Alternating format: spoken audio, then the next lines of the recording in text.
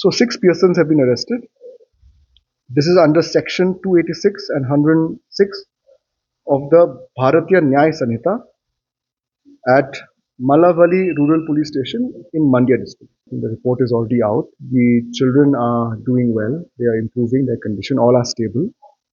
A few were in the ICU. 3 were in the ICU. I think now it's only 1.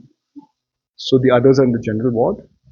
As of today, I am in touch with the Deputy Commissioner of Mandya district. The update is that the children are still in the hospital. They are being taken care of by the hospital authorities.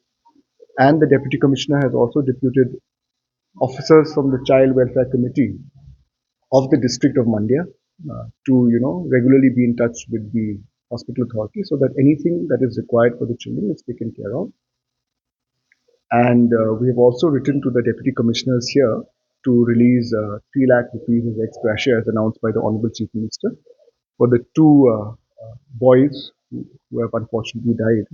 The families will get the 3 lakh immediately. The deputy commissioners have been instructed today to release this amount. Students are under the care of the hospital as of now, and the DC is taking care of the entire situation. I had a word with him today itself.